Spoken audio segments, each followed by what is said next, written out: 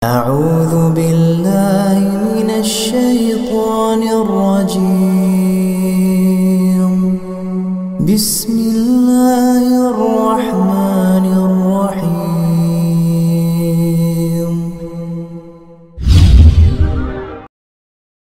Assalamualaikum warahmatullahi wabarakatuh.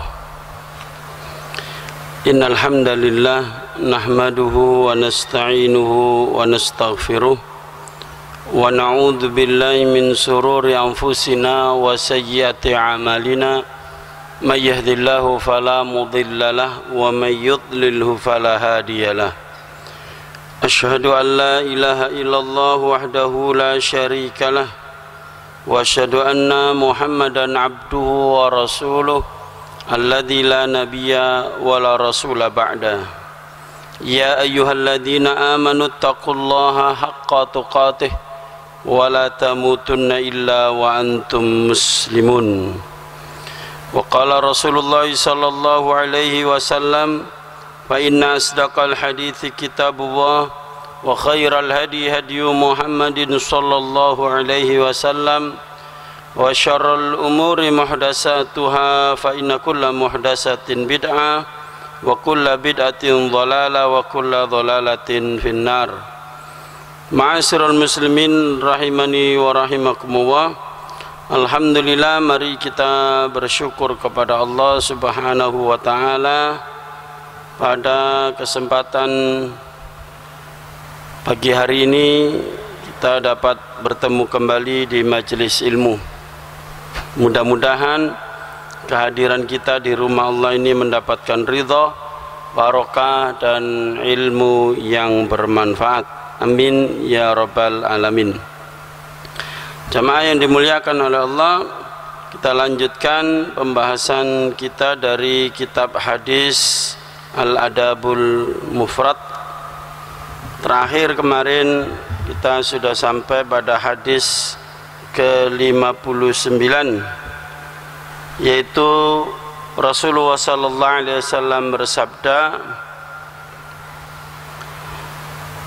"Man ittaqa rabbahu wa wasala rahimahu unsi'a lahu fi umrihi wa saramaluhu wa ahabbahu ahluhu." Barang siapa yang bertakwa kepada Rabb-nya, yaitu bertakwa kepada Allah, apa yang menjadi perintah Allah dikerjakan, yang menjauhi dan menjauhi apa saja yang dilarang oleh Allah. Itu inti dari takwa Allah. Kemudian dia menyambung silaturahim, menyambung hubungan kekerabatan yang terputus disambung kembali, yang semakin menjauh didekati, yang kehilangan jejak dia cari, kalau perlu bepergian jauh dalam rangka untuk mencari saudara-saudaranya atau famili kerabat-kerabatnya, bersilaturahim. Maka unsi'a lahu fi umrih, akan diberkahi umurnya, dipanjangkan umur. Maksudnya di sini adalah umurnya berkah. Meskipun kita ini umat Muhammad sallallahu alaihi wasallam yang rata-rata usia 60 sampai 70 tahun, bahkan Rasulullah itu 63 tahun, tetapi usianya berkah. Sampai sekarang kebaikannya pun dikenang sampai hari kiamat. Rasulullah sallallahu alaihi wasallam kebaikannya dikenang, dan banyak pula yang lain, para sahabat, para tabi'in, tabi'ut tabi'in, para salafus saleh, para ulama-ulama dikenang kebaikannya. Kenapa? Karena umurnya berkah. Nah, di antara untuk meraih keberkahan umur, yaitu kita banyak bersilaturahim. Kemudian wasaramaluhu, dan diluaskan rezekinya. Rezekinya tidak terbatas hanya duit, ya, umumnya kita menganggap rezeki itu duit, fulus. Zikirnya pun sampai zikir fulus, ya, doanya pun minta fulus, majelis zikirnya pun dinamai duit. Nah, misalnya begitu. Karena dalam pikiran orang rezeki itu uang, rezeki itu harta benda, padahal yang namanya rizq minallah, rezeki dari Allah itu sangatlah luas. Ya bisa jadi tabungan kita menipis, tetapi keluarga kita sehat walafiat, ya, anak-anak juga sehat walafiat, keluarga semua dalam keadaan yang bahagia, makan enak, tidur enak, dalam keadaan aman, itu juga termasuk rezeki. Dan tidak ada masalah yang terlalu berat yang dihadapi, itu juga rezeki dari Allah Subhanahu wa ta'ala. Betapa sempitnya kalau rezeki itu kita batasi hanya uang. Maka kalau gajian telat, rezeki kita berarti tergantung kepada majikan, bisa dipermainkan rezeki kita oleh manusia yang lain. Padahal kita itu dituntut bukan untuk cari rezeki, tapi beribadah kepada Allah, rezeki yang akan datang kepada kita. Apa bentuk ibadahnya? Yang menjadi kewajiban kita, kita kerjakan, terutama yang ada kaitannya hak Allah. Sholat ini hak Allah, sholat 5 waktu ini hak Allah, maka harus kita utamakan. Jangan sampai pekerjaan kita mengalahkan hak Allah, mengalahkan sholat, sampai dibelani tidak Jumatan, ya, sampai kerja lembur-lembur sampai malam, subuhnya kerinan, tidak jamaah, bahkan tidak sholat karena sibuk cari duit, ya, meninggalkan sholat. Itu namanya sempit rezekinya. Jadi pola pikir kita harus kita rubah, bahwa tugas kita ini untuk ibadah, yang menjadi perintah Allah kerjakan. Apa yang menjadi kewajiban kita itu berarti hak Allah. Kemudian baru kita penuhi hak manusia. Hak manusia terdekat, hak istri, hak anak, hak orang tua. Apa hak mereka? Kalau keluarga kita, haknya kita beri pendidikan, beri makan, beri minum, ya, menjadi jalan rezeki dari Allah untuk keluarga kita. Lah bagaimana caranya? Ikhtiar menjemput rezeki, bekerja, itu kewajiban kita. Bukan semata-mata cari uangnya itu, tapi melaksanakan kewajiban, dan itu ibadah. Nah, kalau itu kita kerjakan dengan benar sesuai dengan tuntunan Allah, maka rezeki pasti datang kepada kita. Wa ma min dabbatin fil ardi illa 'ala Allahi rizquha. Tidak ada seekor binatang melata pun di muka bumi ini yang tidak ada rezekinya, kecuali diberi oleh Allah rezekinya. Binatang saja diberi rezeki, apalagi manusia. Binatang yang tidak berakal saja ada rezekinya, apalagi yang manusia yang berakal. Dengan segala macam pola pekerjaannya, dia bisa mengais rezeki dari Allah Subhanahu wa ta'ala.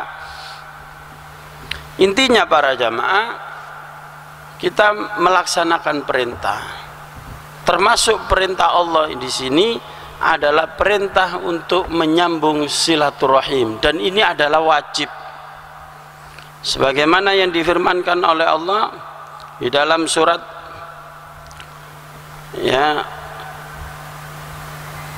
Al-Baqarah ayat 27, menerangkan ciri orang-orang fasik, yaitu melanggar atau tidak melaksanakan perintah Allah ini. Alladzina yanquduna ahdallahi min ba'di mitsaqih, yaitu orang-orang yang suka melanggar perjanjian dengan Allah setelah diikrarkan perjanjian itu.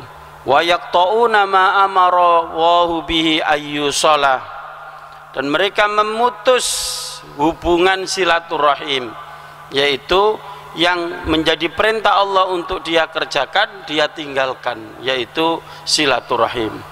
Wa yufsiduna fil ard, dan membuat kerusakan di muka bumi. Ulaika humul khasirun, mereka itu adalah orang-orang yang merugi. Kemudian pula firman Allah di dalam surat Ar-Ra'd ayat 25, Allah Subhanahu wa taala berfirman, walladzina yanquduna ahdallahi min ba'di mitsaqih wa yaqta'una ma amarallahu bi ayyusala wa yufsiduna fil ard. Redaksinya sama persis dengan Al-Baqarah tadi, yaitu orang-orang yang mengingkari perjanjiannya dengan Allah dan memutus hubungan silaturahim dan membuat kerusakan di muka bumi. Ulaika lahum la'natu walahum su'uddar, mereka itu memperoleh kutukan, laknat dari Allah, dan kelak akan mendapatkan tempat atau kediaman yang sangat buruk, yaitu di neraka. Jamaah yang dimuliakan oleh Allah, jadi silaturahim ini adalah satu kewajiban bagi kita, dan dijamin oleh Allah bahwa rezeki kita akan diluaskan dengan silaturahim. Maka solusinya bagi para pengangguran, sebenarnya tidak pantas kita orang Islam itu disebut nganggur, tidak ada para jamaah. Kalau kita misalnya less job, tidak ada pekerjaan dalam arti maisha, itu bisa kita isi dengan silaturahim tadi. Kan banyak waktu di masa pandemi seperti ini, ya kan? Ada yang di PHK, ada yang di istilahnya dihaluskan, dirumahkan, ya, di pensiun dini. Nah, itu kesempatan bagi kita silaturahim kepada kerabat, ya, kepada famili kita hubungi, kita akrabkan kembali hubungan kita. Nah, sembari kita silaturahim, kita dapat informasi, tahu keadaan saudara kita. Oh, si fulan ini kekurangan, alhamdulillah saya masih diberi oleh Allah sehat. Ternyata si fulan setelah saya temui sakit, kita bersyukur. Kemudian ketika kita menemui saudara kita yang misalnya dia ada kerjaan yang perlu kita bantu, nah kesempatan kita mendapatkan job, mendapatkan kerjaan, itulah diantara manfaat silaturahim.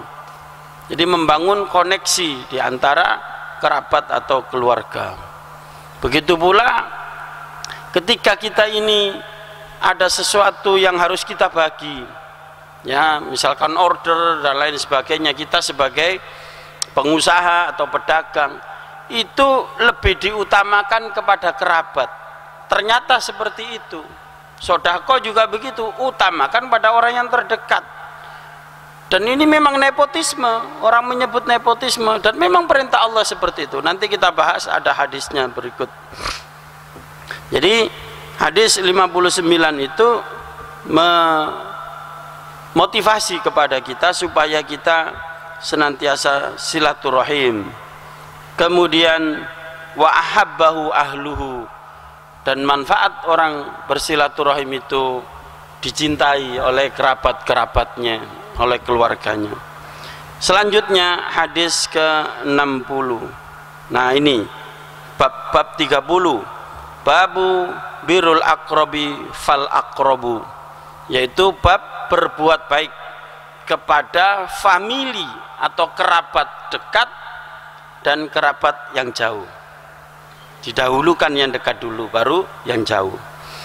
Hadis ke-60, haddatsana Haywah bin Shuraihin, menceritakan pada kami Haywah bin Shuraih, qala dia berkata, haddatsana Baqiyata, menceritakan pada kami Baqiyah, an Bahira, dari Bahira, an Khalid bin Ma'dan, dari Khalid bin Ma'dan, anil Miqdami bin Ma'di Karib, dari Miqdam bin Ma'di Karib, annahu sami'a Rasulullah sallallahu alaihi wasallam yaqul, bahwasannya dia ini Al-Mikdan ini mendengar Rasulullah sallallahu alaihi wasallam bersabda, innallaha yusikum bi ummahatikum, sesungguhnya Allah mewasiatkan atau memerintahkan kepada kalian semua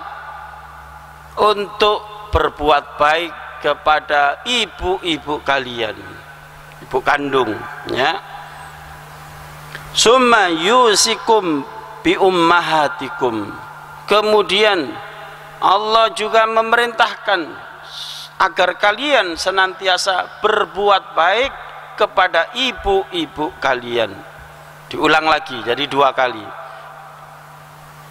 Di hadis yang lain itu diulang sampai 3 kali.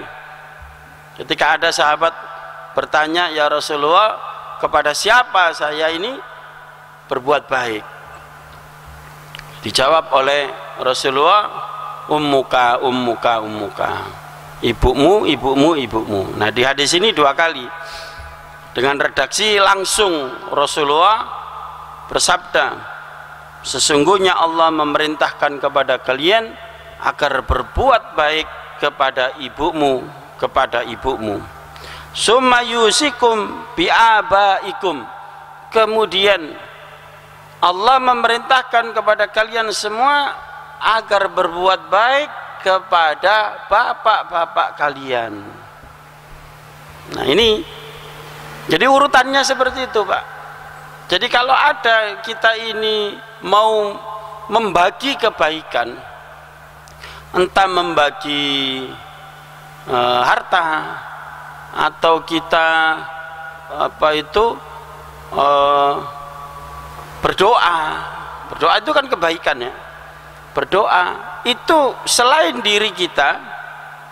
Jadi urutannya begini, kalau kita ada rezeki itu untuk kita yang utama, ya, untuk makan sehari-hari, untuk beli pakaian, kemudian kepada keluarga kita itu yang menjadi tanggung jawab anak istri kalau sudah berumah tangga. Nah, melebar ke siapa? Ke ibu. Nah, kalau si anak sudah bekerja, ya sudah punya penghasilan, itu gantian. Kalau dulu diopeni sama orang tuanya, terutama oleh ibunya itu yang sering berinteraksi, maka setelah dapat rezeki, bisa cari rezeki sendiri, punya penghasilan, maka kalau dia bujangnya langsung setelah dirinya ibunya. Itu urutannya. Begitu pula doa para jamaah. Doa itu untuk kebaikan kita, keluarga kita, ibu kita, orang tua kita. Ya, termasuk di sini urutannya setelah ibu adalah bapak. Ya, bapak. Ini para bapak atau para ayah, jangan merasa dinomor 2-kan. Ayat ini hadis ini adalah mengangkat derajat wanita yang dulu di masa jahiliyah disepelekan, ya, diremehkan, dihina, bahkan diperjualbelikan. Manusia tidak berharga, perempuan atau wanita di zaman jahiliyah. Bahkan kalau ada seorang ibu, ya, atau seorang istri yang suaminya meninggal dunia, itu dinikahi atau diwarisi kumpul kebo dengan anaknya. Itu sudah biasa di masa jahiliyah itu. Nah, dalam Islam diangkat. Jadi dulu masa jahiliyah wanita itu manusia tidak berkelas, ya. Jadi komoditi, dieksploitir. Nah, di sini kata Rasulullah SAW, Allah memerintahkan kepada kita semua kaum muslimin untuk menghormati, berbuat baik kepada ibu. Kenapa ibu disebutkan oleh Allah di dalam surat Luqman ayat 14? wa wassaynal insana biwalidayhi hamalathu ummuhu wahnan ala wahnin wa fisaluhu fi amain anishkur li wali walidaik ilayyal masir. Allah Subhanahu wa taala berfirman dalam surat Luqman, dan kami wasiatkan kepada atau kami perintahkan kepada siapa saja yang mengaku manusia. Ayat ini umum ya, karena Al-Quran itu untuk manusia. Jadi pedoman hidup yang bernama Al-Quran itu kan Allah ciptakan kita menjadi manusia, bukan jadi binatang. Alhamdulillah kita bersyukur oleh Allah diberi panduan cara ngatur hidup, yaitu Al-Quran. Ini guiding book manusia. Kalau kamu ngaku manusia, aturan hidupmu itu Quran. Jadi yang disebut manusia itu mengatur hidupnya dengan Quran. Maka ayat ini mengatur interaksi antara anak manusia dengan ibunya manusia. Untuk hewan tidak berlaku. Maka wa wassaynal insana biwalidayhi, saya wasiatkan, kata Allah, kami perintahkan kepada manusia untuk berbuat baik kepada ibu bapaknya, kedua orang tuanya. Mengapa kok tidak ayat ini tidak dibatasi hanya muslim saja? Ternyata hadirin sekalian, meskipun ya maaf kalau ada di antara kita anak kita sebagai anak muslim ya, terus orang tua kita kafir misalnya, ayat ini tetap berlaku. Jadi tidak ada urusan agama ini, karena kita muslim, kita kan pasti punya orang tua. Nah kalau orang tua kita masih hidup, kita diperintahkan untuk berbuat baik ya. Jadi umum seperti itu. Hamalathu ummuhu wahnan ala wahnin wa fisaluh fi amain. Ibunya telah mengandungnya, yaitu anak tadi, kita semua ini dibawa oleh ibu kita di mana saja kita berada waktu kita masih janin dalam kandungan. Ibu kita dalam keadaan lemah, dalam keadaan susah, hamil muda, muntah ya, perutnya sakit, mules, bukan karena kepedesan rujak, tapi karena ada kita di perut itu dulu ya. Kemudian ngidamnya aneh-aneh ya, ngidam, ada yang ngidam itu kepingin nyium botaknya tetangga, loh kan aneh. Ada yang ngidam ini Pak, apa makan cet yang sudah ngelontok itu, jadi dimakan kayak keripik, aneh-aneh. Ada yang ngidam suruh belikan buah yang tidak musim, susah ini suaminya cari. Ada yang ngidam rujak tengah malam, loh ya apa kan, cari di mana rujak cingur tengah malam, susah. Bukan dia minta, nggak tahu ya, karena laki-laki nggak pernah hamil, jadi yang tahu itu ibu-ibu. Ngidam itu apa? Ngidam itu ya, definisi ngidam itu apa ya, nggak bisa ditunda, kadang harus sekarang juga gitu.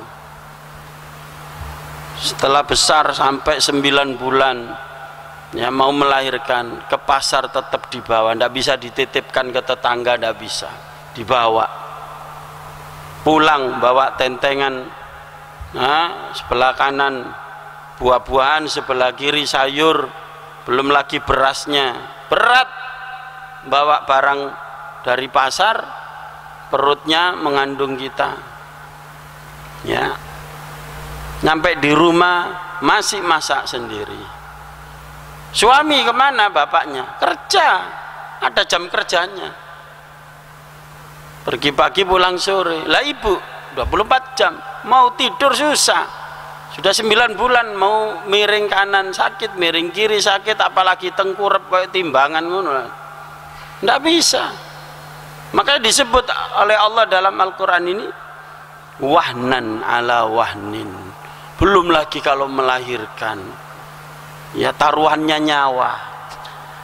Kalau tidak selamat mati, bisa kehabisan darah. Apalagi di musim pandemi ini Pak, banyak orang takut melahirkan di rumah sakit. Bahkan ada seorang teman itu diungsikan, ya kenapa kok nggak di Surabaya melahirkannya? Waduh, takut Ustaz, dan mau melahirkan, ini hamil tua, saya bawa ke desa saja, melahirkannya di Bedan, ya nggak takut kalau di rumah sakit itu nanti bisa tertular corona atau dikoronakan. Melahirkan susah.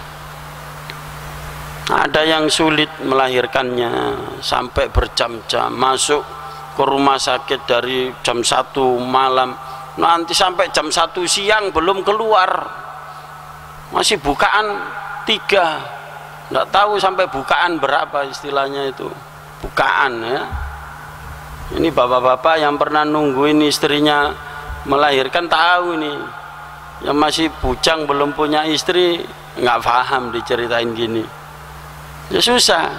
Jadi kalau kita ini para jamaah sudah umur segini, kemudian kita ini punya banyak pengalaman, pernah jadi anak, pernah ya punya istri dan melihat istri bagaimana melahirkan, ya suami juga bingung saat itu. Gimana mau nonton diusir sama dokter, Pak ndak boleh masuk Pak, padahal bojoe dewe, ya sama susternya ditungguin memang, tapi sambil baca koran, ya sambil baca koran. Kata si ibu yang mau melahirkan ini mangkel, kayaknya ngeden ngeloro kono maca koran, gak diperhatikan. Lah kalau setiap hari merhatikan terus, tiap hari pemandangannya orang melahirkan, itulah susahnya ya perempuan melahirkan. Wahnan ala wahnin. Setelah lahir disusui, tidak bisa keluar air susunya, dipompa, beliin alat, susah ya. Setelah keluar disusui, dan ASI yang eksklusif itu yang keluar pertama kali yang warnanya kuning itu jangan dibuang. Nah ini bapak-bapak harus tahu ya, dan ibu-ibu juga jangan dibuang. Kenapa? Itu imun yang paling dahsyat. Jadi anak tidak usah diimunisasi, insya Allah sampai ya nanti dalam perkembangannya jarang sakit. Nah itu makanya kolestum ya namanya ya. Kalau tidak bisa keluar kan dikasih susu sapi itu. Nah, karena katanya susu ibu dengan sapi itu hampir mirip kandungannya, tapi yang terbaik ASI eksklusif.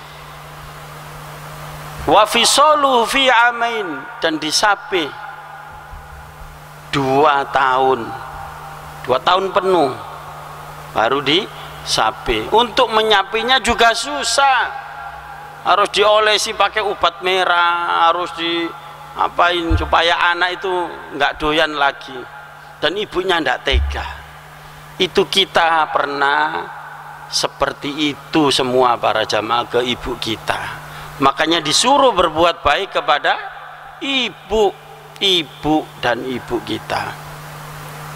Anishkurli wali walidaik, berterima kasihlah kamu kepada kedua orang tuamu dan kepadaku, kata Allah ya, bersyukur kepadaku dan berterima kasih kepada kedua orang tuamu.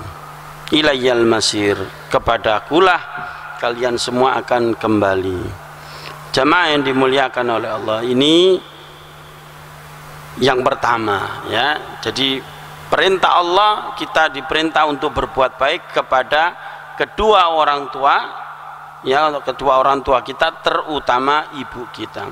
Summa yusikum bil aqrabi fal aqrabu, kemudian Allah memerintahkan kepada kalian supaya kalian berbuat baik kepada kerabat terdekat, kemudian kerabat yang jauh.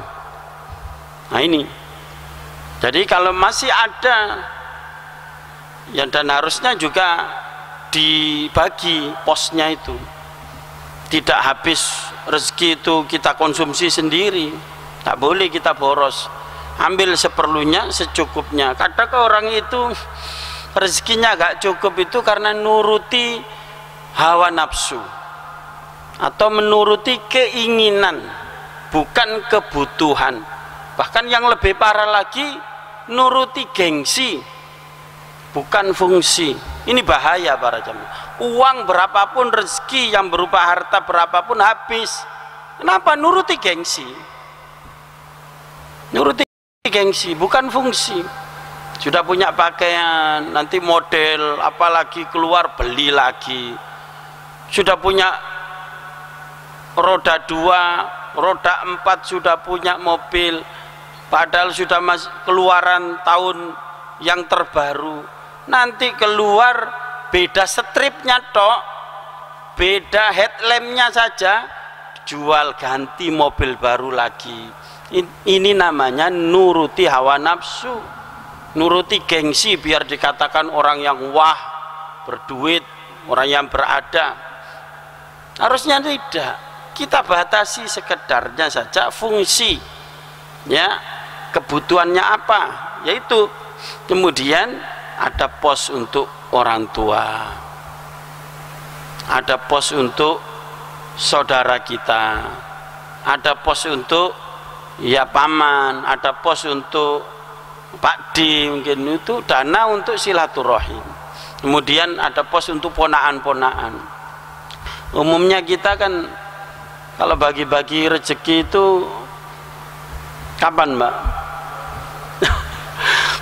Pas rioyo, pas hari raya, itu pun uangnya diijolno di pinggir-pinggir jalan tuh, ya, cari uang yang baru, ya, uang 100.000, yang 5.000-an yang masih keluaran dari bank ditukar dengan uang 110.000. Oh, riba Pak, nggak boleh.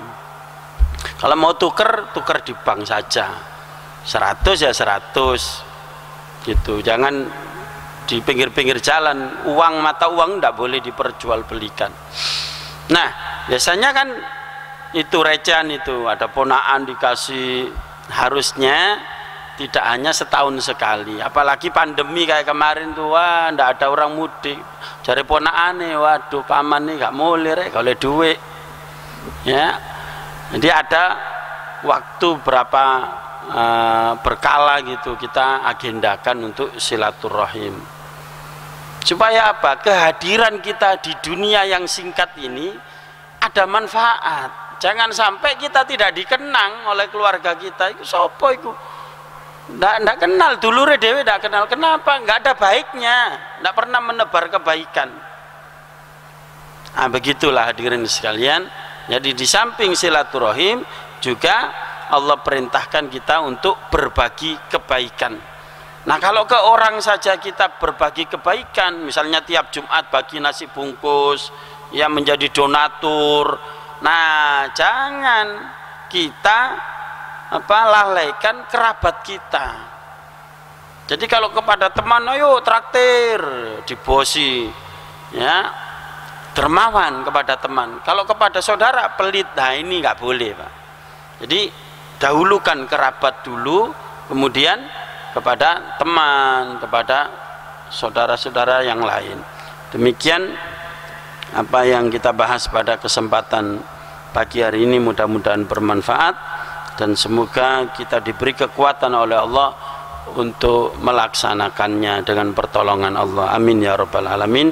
Aqulu qouli hadza astaghfirullahaladzim li wa lakum. Subhanakallahumma wa bihamdika asyhadu an la ilaha illa anta astaghfiruka wa atubu ilaik. Assalamualaikum warahmatullahi wabarakatuh.